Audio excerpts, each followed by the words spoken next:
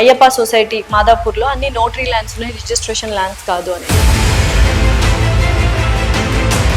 సింపుల్గా చెప్పాలంటే రిజిస్ట్రేషన్ ఉంది అంటే దానికి ఎలాంటి ప్రాబ్లమ్స్ ఉండదు. ఎందుకంటే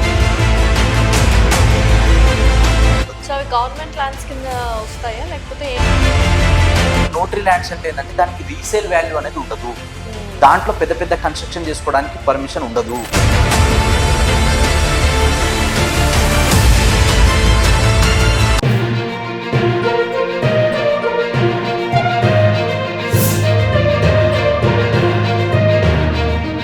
హైడ్రా ఎలాగైతే ఇష్యూ వచ్చిందో దానికి ప్యారలల్ గా ఇంకో ఇష్యూ కూడా చాలా మంది అంటే దానికి సీక్వల్ గా తీసుకొస్తున్నారు. ఏంటంటే అయ్యప్ప సొసైటీ మాదాపూర్లో అన్ని నోటరీ ల్యాండ్స్ ఉన్నాయి, రిజిస్ట్రేషన్ ల్యాండ్స్ కాదు అని. సో ఆ చుట్టుపక్కలంతా నోటరీ ల్యాండ్స్, అక్కడ చూస్తే పెద్ద పెద్ద బిల్డింగ్స్ కట్టేస్తున్నారు, అపార్ట్మెంట్లు కట్టేస్తున్నారు.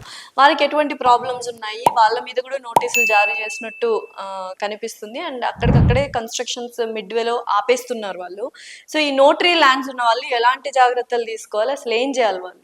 సో రిజిస్ట్రేషన్ లో ల్యాండ్స్ లో 2 టైప్స్ ఉంటాయి. ఒకటి నోటరీ ల్యాండ్స్, ఇంకోటి రిజిస్టర్ ల్యాండ్స్. సో సింపుల్ గా చెప్పాలంటే రిజిస్ట్రేషన్ ఉంది అంటే దానికి ఎలాంటి ప్రాబ్లమ్స్ ఉండవు. ఎందుకంటే మనం గవర్నమెంట్ కి మొత్తం డబ్బులు చలాన్ పే చేస్తాము, గవర్నమెంట్ నుంచి అన్ని అప్రూవల్స్ ఉంటాయి, క్లియర్ టైటిల్ ఉంటుంది. రేపు మనం అమ్మాలన్నా కొనాలన్నా ఈజీ ట్రాన్సాక్షన్స్ అవుతాయి, దాంట్లో లోన్స్ వస్తాయి, ఇలా చాలా వరకు బెనిఫిట్స్ ఉంటాయి రిజిస్ట్రేషన్ లో. నోటరీ అంటే ఏంటంటే గవర్నమెంట్ ఇనాం భూములని కూడా కొన్ని ఉంటాయి. అంటే ఎవరైతే పేదవాళ్ళు ఉంటారో, ఎవరైతే వాళ్ళకి అగ్రికల్చర్ చేసుకోవడానికి కానీ లేదా వాళ్ళకి ఇల్లు కట్టుకోవడం కోసం అని గతంలో కూడా కొన్ని పథకాలు వచ్చినాయి గవర్నమెంట్ నుంచి కూడా. పీపుల్ కి కొంచెం ల్యాండ్ అలాట్ చేయాలి, మనం కొంచెం ఇల్లులు ఇవ్వాలి. లైక్ ఇప్పుడు ఇందిరమ్మ రాజ్యం, ఇందిరమ్మ ఇల్లు, ఇలాంటి కొన్ని ఉంటాయి కదా schemes, KCR double bedroom houses, ఇలా కొంచెం ల్యాండ్స్ ఖచ్చితంగా గవర్నమెంట్ గతంలో ఇచ్చింది. సో దాంట్లో ఏముంటదంటే ఓన్లీ కన్స్ట్రక్షన్ చేసుకోవడానికి ఉంటది, ఒక లిమిట్ వరకు ఉంటది, లేదా వాళ్ళు కట్టి ఒక బిల్డింగ్ లో ఫ్లాట్స్ లాంటివి ఇస్తారు. కానీ దీంట్లో ఏముంటదంటే నోటరీ ప్లాట్స్ అనేది ఏముంటదంటే ఇది గవర్నమెంట్ లీగల్ గా అనేది ఉండదు. సో నోటరీ ల్యాండ్స్ అంటే ఏంటంటే జస్ట్ మనం ఒక అగ్రిమెంట్ రాసుకొని మీరు నేను అండర్స్టాండింగ్ అన్నట్టే ఉంటది తప్ప దీనికి ఎక్కడ కూడా ఆన్లైన్ రికార్డులలో మీ పేరు అనేది ఉండదు. సో అవి గవర్నమెంట్ ల్యాండ్స్ కింద వస్తాయా లేకపోతే ఏంటి అసలు? సో చాలా వరకు అయితే గవర్నమెంట్ ల్యాండ్ కిందకి వస్తాయి. అండ్ ఇంకోటి ఏంటంటే నోటరీ ల్యాండ్స్ అంటే ఏంటంటే దానికి రీసేల్ వాల్యూ అనేది ఉండదు. దాంట్లో పెద్ద పెద్ద కన్స్ట్రక్షన్ చేసుకోవడానికి పర్మిషన్ ఉండదు. దాంట్లో మీరు ఒకవేళ లోన్ తీసుకొని ఇల్లు కట్టాలంటే కట్టలేరు. సో ఇలాంటి ప్రాబ్లమ్స్ అన్ని నోటరీలో ఉంటాయి. సో గతంలో కేసీఆర్ సార్ ఉన్నప్పుడు ఏం చెప్పారంటే 23లోనే సో ఇవన్నీ కూడా ఏవైతే నోటరీ ఉన్నాయో కొందరిది ఏంటంటే అక్కడే ల్యాండ్ ఉన్నప్పటికీ కూడా ఆన్లైన్ లో రికార్డులో ఎక్కని భూములు కొన్ని ఉన్నాయి. ప్రైవేట్ ల్యాండ్ వాళ్ళది మీదే ఆస్తి, కానీ అవి లీగల్ గా మనకి ఆన్లైన్ లో ఎప్పుడైతే ధరణి పోర్టల్ వచ్చిన తర్వాత కొన్ని ఆన్లైన్ లో ఎక్కనే ఉన్నాయి. ఇంకా కొన్ని ఏమైనా అంటే ఈ రోజు ల్యాండ్ మీదే ఉంది, 20 ఏళ్ల నుంచి మీరే ఉంటున్నారు, కానీ అది 40 ఏళ్ల క్రితం వేరే వాళ్ళ పేరు ఏదో కూడా ఇలా ఆన్లైన్ లో చూపిస్తుంది. సో ఇలా కొన్ని ప్రాబ్లమ్స్ ఉన్నాయి ధరణి పోర్టల్లో కూడా. సో అందుకని చెప్పేసి గవర్నమెంట్ ఏంటంటే ఇవన్నీ చేంజెస్ చేయాలి. అండ్ దీంతో పాటు ఏదైతే మన గతంలో ఇవన్నీ కూడా నోటరీ ఉన్నాయి కానీ ఇల్లు కట్టుకొని ఉంటున్నారు, కరెంట్ బిల్ కడుతున్నారు, వాళ్ళు వాటర్ బిల్ కడుతున్నారు, ఇయర్లీ వాళ్ళ ఇంటి ట్యాక్స్ కడుతున్నారు. సో ఇలా కొన్ని ఉన్నాయి. సో వీటిని లీగలైజ్ చేయాలి మనము. దీన్ని వచ్చేసి ఏంటంటే ఇప్పుడు మీరు ఎల్ఆర్ఎస్ పేరు విని ఉంటారు, బిఆర్ఎస్ అని పేరు విని ఉంటారు, building regularisation scheme, layout regularisation scheme, land regularisation scheme. అట్లా మనము ఏవైతే నోటరీ ఉన్నాయో ఈ నోటరీ ఇవన్నీ కూడా రెగ్యులరైజ్ చేస్తే గవర్నమెంట్కి ఎక్కువ రెవెన్యూ వస్తుంది. అదే విధంగా వాళ్ళకి ఏంటంటే రేపు లోన్లు అయినా అమ్ముకోవాలన్నా కూడా మంచి డిమాండ్ ఉంటుంది. రిజిస్ట్రేషన్ కున్న డిమాండ్ వేరే ఉంటుంది, నోటరీకి ఉన్న డిమాండ్ వేరే ఉంటుంది.